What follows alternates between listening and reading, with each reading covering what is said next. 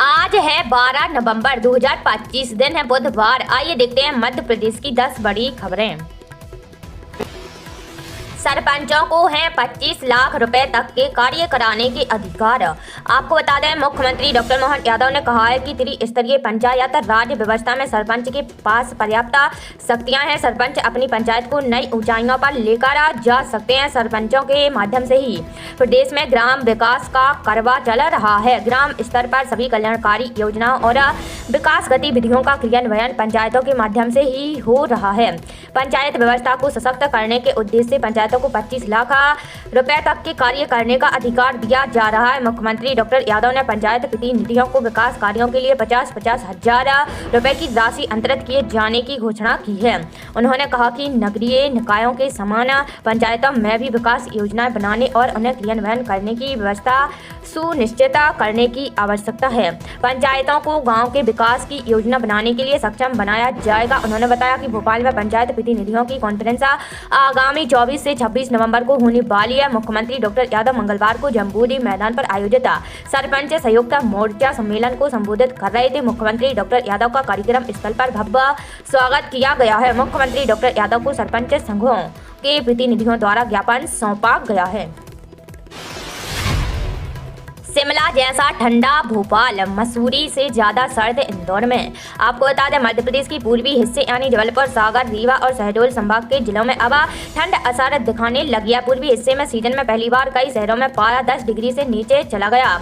सोमवार मंगलवार की रात जबलपुर में सीजन की सबसे सर्द रात दर्ज की गई है। यहाँ तापमान 9.7 डिग्री रहा। राजगढ़ प्रदेश में सबसे ठंडा रहा। मंगलवार को भोपाल, इंदौर समेत 14 जिलों में कोल्ड वेव का अलर्ट है। मौसम विभाग के अनुसार पहाड़ी राज्य जम्मू कश्मीर, हिमाचल प्रदेश और उत्तराखंड में बर्फबारी हो रही है। इसका असर मध्य प्रदेश में भी है। खासकर प्रदेश का उत्तरी हिस्सा ठिठुरा रहा है। इस कारण नवंबर में ही पारा रिकॉर्ड लुढ़का है। मौसम वैज्ञानिकों ने बताया कि एमपी के उत्तरी हिस्से में एक वेस्टर्न डिस्टर्बेंस सक्रिय है। इस वजह से उत्तरी हवाएं मध्य प्रदेश में आ रही हैं। इस वजह से ठंड का असर बढ़ा है। मंगलवार को भोपाल, इंदौर और राजगढ़ में तीव्र शीतलहर और शाजापुर, सीहोर, देवास, बैतूल, नर्मदापुरम, छिंदवाड़ा, मंडला, रीवा, मऊगंज, मेहरा, शहडोल में शीतलहर चलेगी। वहीं बालाघाट में भी पारे में खासी गिरावट देखने को मिलेगी। एमपी में 454 पदों पर सरकारी नौकरी का मौका। आपको बता दें, मध्य प्रदेश में सरकारी नौकरी की तैयारी कर रहे युवाओं के लिए बड़ा मौका है। कर्मचारी चयन मंडल ने समूह 2 उप समूह 3 के तहत 42 विभागों में कुल 454 पदों पर भर्ती निकाली है। आवेदन की अंतिम तिथि 12 नवंबर है। परीक्षा 13 दिसंबर से भोपाल, इंदौर, उज्जैन समेत कुल 12 सेंटर्स पर ऑनलाइन होगी। इस परीक्षा भर्ती के लिए 29 अक्टूबर से फार्म भरे जा रहे हैं। 12 नवंबर की रात 12 बजे तक फार्म भरे जा सकेंगे। 17 नवंबर तक आवेदनों में संशोधन हो सकेगा। यह परीक्षा 2 पालियों में सुबह और दोपहर में होगी। पद के अनुसार अलग अलग वेतनमान निर्धारित हैं। किसानों के खातों में 13 नवंबर को आएंगे भावांतर योजना के 300 करोड़ रुपए। आपको बता दें, मुख्यमंत्री डॉक्टर मोहन यादव ने सोमवार को मंत्रालय में कैबिनेट की बैठक से पहले अपने संबोधन में भावांतर योजना के अंतर्गत मॉडल रेट से किसानों को हुए लाभ और समाधान योजना से बिजली उपभोक्ताओं को मिली राहत के लिए बधाई दी है। उन्होंने कहा कि 13 नवंबर को देवास से 1,32,000 किसानों के खातों में भावांतर योजना के अंतर्गत 300 करोड़ रुपए की राशि ट्रांसफर की जाएगी। मुख्यमंत्री ने धरती आबा बिरसा मुंडा की 150वीं जयंती पर 15 नवंबर को मनाए जा रहे जनजातीय गौरव दिवस के संबंध में बताया कि जबलपुर और अलीराजपुर में राज्य स्तरीय कार्यक्रम होंगे। एसआई भर्ती फॉर्म भरने की प्रक्रिया पूरी 15 तक संशोधन होंगे। आपको बता दें, मध्य प्रदेश में अब सब इंस्पेक्टर और सूबेदार भर्ती के लिए फॉर्म भरने का सोमवार को आखिरी दिन था। कुल 500 पदों पर भर्ती होगी। इसके लिए अगले साल 9 जनवरी 2026 को मध्य प्रदेश कर्मचारी चयन मंडल ईएसवी भोपाल, इंदौर समेत 12 सेंटर्स पर ऑनलाइन परीक्षा आयोजित करेगा। पुलिस भर्ती के लिए 27 अक्टूबर से ऑनलाइन आवेदन भरे जा रहे हैं। सोमवार 10 नवंबर को रात 12 बजे तक फॉर्म भरने का अंतिम मौका था। इस दौरान देर रात तक उम्मीदवारों ने अपने फॉर्म जमा किए। अब 15 नवंबर तक आवेदनों में संशोधन किया जा सकेगा। इन पदों के लिए 9 जनवरी से 2 पालियों में परीक्षा शुरू होगी। मुख्यमंत्री डॉक्टर यादव ने मंत्रालय के सिचुएशन रूम से कानून व्यवस्था एवं सुरक्षा संबंधी की पड़ताल। आपको बता दें, मुख्यमंत्री डॉक्टर मोहन यादव ने सोमवार को दिल्ली में हुए विस्फोट के संदर्भ में मंगलवार को मंत्रालय के सिचुएशन रूम से जिला कलेक्टरों से कानून व्यवस्था की स्थिति की जानकारी प्राप्त की है। उन्होंने सुरक्षा को दृष्टिगत रखते हुए प्रदेश में सतर्कता बनाए रखने के निर्देश दिए हैं। मुख्यमंत्री डॉक्टर यादव ने कहा कि प्रदेश में सभी सार्वजनिक स्थलों, भीड़ भरे इलाकों, धार्मिक स्थलों और अन्य संवेदनशील स्थानों पर चौकसी बढ़ाई जाए, संदिग्ध गतिविधियों पर नजर रखने के लिए विशेष सावधानी बरती जाए। साथ ही यह ध्यान भी रखा जाए कि आमजन और सामान्य जीवन प्रभावित न हो। पुलिस महानिदेशक कैलाश मकवाना ने सोमवार को दिल्ली में हुए विस्फोट के बाद प्रदेश में किए गए सतर्कता के उपायों और सुरक्षा व्यवस्था के संबंध में जानकारी दी। सिचुएशन रूम में मुख्य सचिव अनुराग जैन, अपर मुख्य सचिव गृह शिवा शेखर शुक्ला और वरिष्ठ अधिकारी उपस्थित थे।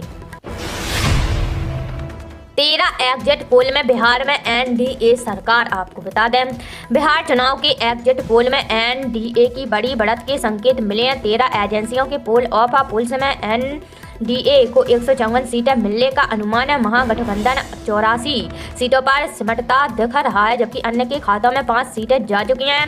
पहली बार चुनाव में उत्तरी प्रशांत किशोर की जन स्वराज पार्टी बेअसरा नजर आ रही है। उसे 3 से 5 सीटें मिलने का अनुमान है। पिछले चुनाव में एनडीए को 125, महागठबंधन को 110 और अन्य को 8 सीटें मिली थी। यानी इस बार एनडीए को करीब 29 सीटों का फायदा, जबकि महागठबंधन को 28 सीटों का नुकसान होता दिख रहा है। राज्य में 243 सीटों पर 2 फेज में चुनाव हुआ है। पहले फेज में 121 सीटों पर 65% वोटिंग हुई है, वहीं दूसरी फेज में रिकॉर्ड 67% मतदान हुआ है। रिजल्ट 14 नवंबर को आएगा। दिल्ली ब्लास्ट घटना स्थल से 42 सबूत जुटाए। आपको बता दें, दिल्ली में लाल किला मेट्रो स्टेशन की पार्किंग के पास सोमवार शाम 6:52 पर हुई कार ब्लास्ट के 24 घंटे बीत चुके हैं। अब तक 12 लोगों की मौत हुई है, 20 से ज्यादा घायलों का इलाज जारी है। मरने वालों में 2 महिलाएं भी हैं। अब तक 2 शवों की पहचान हो पाई है, बाकी पहचान डीएनए टेस्ट से होगी।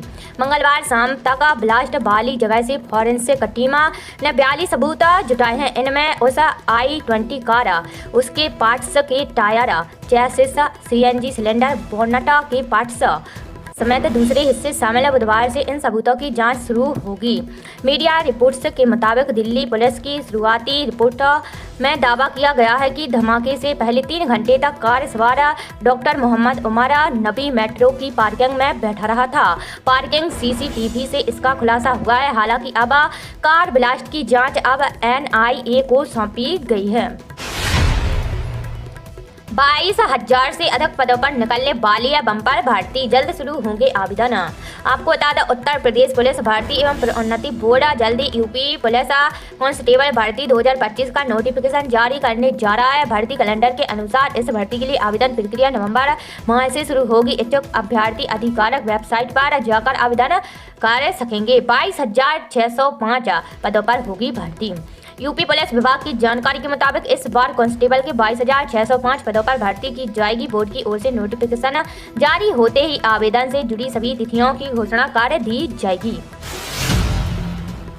लाडली बहनों को इस माह से मिलेंगे 1,500 रुपए। आपको बता दें, प्रदेश की लाडली बहनों से मुख्यमंत्री डॉक्टर यादव का किया हुआ वादा 12 नवंबर 2025 को पूरा होने जा रहा है। 1,26,00,000 से अधिक लाडली बहनों को सिवनी में आयोजित राज्य स्तरीय कार्यक्रम में बड़ी हुई राशि उनके खातों में अंतरित की जाएगी। मुख्यमंत्री डॉक्टर यादव प्रत्येक लाडली बहनों के खातों में 1,500 रुपए देने की शुरुआत करेंगे। मुख्यमंत्री लाडली बहना योजना में प्रदेश भर में महिलाओं को आर्थिक सशक्तिकरण का सीधा लाभ मिल रहा है। योजना की अब तक की प्रगति रिपोर्ट के अनुसार मध्य प्रदेश के सभी 52 जिलों में कुल 1,26,36,250 महिलाओं को योजना का लाभ प्राप्त हुआ है।